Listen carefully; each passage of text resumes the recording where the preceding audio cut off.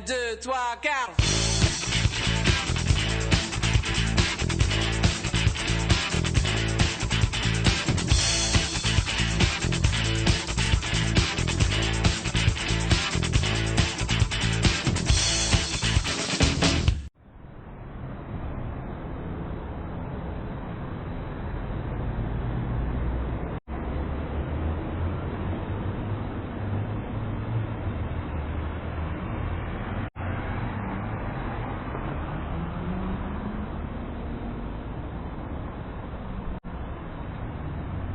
Le marché mondial de la publicité en 2006 est estimé à 401 milliards de dollars.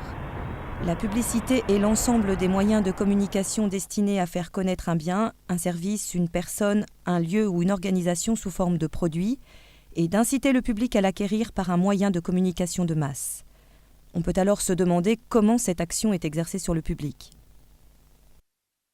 Un concepteur-rédacteur crée un univers pour qu'il percute un petit peu, ou qu'il interloque en tout cas les passants. On cherche simplement ce qui est le petit plus ou un univers un peu différent et on le transforme en phrases et en visuels relativement accrocheurs puisque le regard porté sur une affiche ou autre, il est vraiment rapide et je regrette simplement qu'il y ait trop peu de créativité dans la publicité aujourd'hui.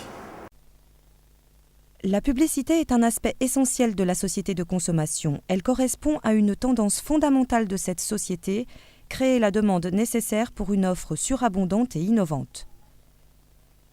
C'est pour cette raison que ce média s'est principalement propagé en ville, lieu regroupant un grand nombre d'acheteurs potentiels et où s'opère le jeu de l'offre et de la demande. La publicité apparaît alors sur des supports variés, affiches, panneaux déroulants et lumineux, écrans, distribution de tracts, kiosques à journaux, véhicules professionnels et transports en commun. L'importance de ce média dans les milieux urbains pose la question de son impact sur la société. En 1968, le psychologue Zajonc explique que la simple répétition d'un stimulus suffit pour qu'il soit progressivement perçu plus positivement. Ainsi, le fait de répéter un message améliore son image dans un sens de plus en plus positif. Par ailleurs, la publicité doit presque simultanément capter l'attention, la retenir et faire passer son message. Elle pourrait donc être classée dans la catégorie des techniques de manipulation de la conscience. Cela renvoie à une approche psychanalytique de la question.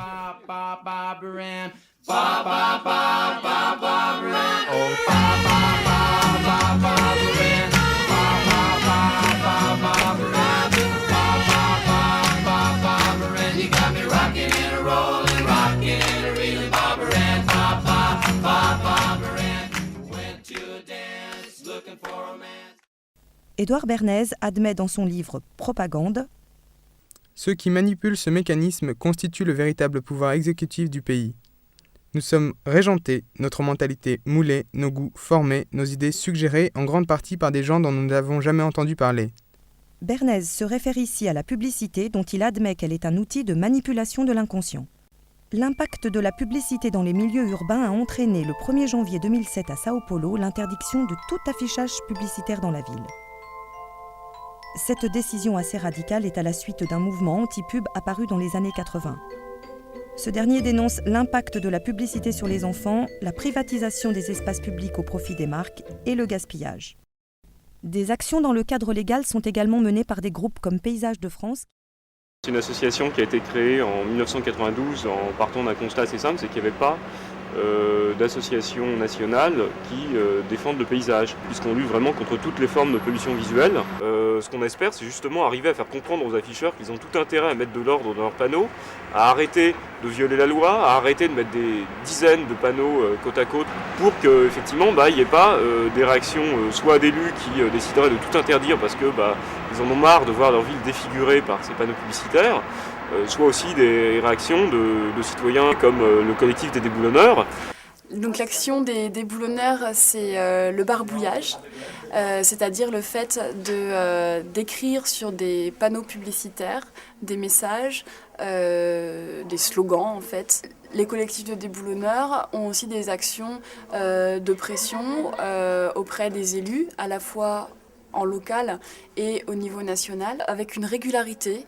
mensuel et un barbouillage concomitant dans tous les collectifs qui existent en France. C'est l'idée de faire des actes illégaux, mais assumés en plein jour, à visage découvert. Il y a énormément de panneaux et d'enseignes qui sont en infraction.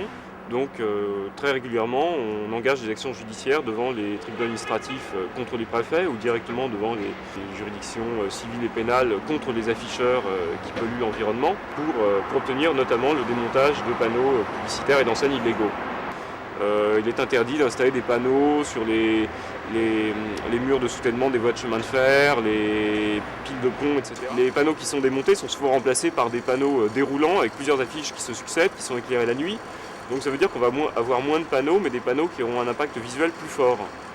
Pour les panneaux publicitaires scellés au sol, par exemple, actuellement, ils ne sont pas limités en nombre.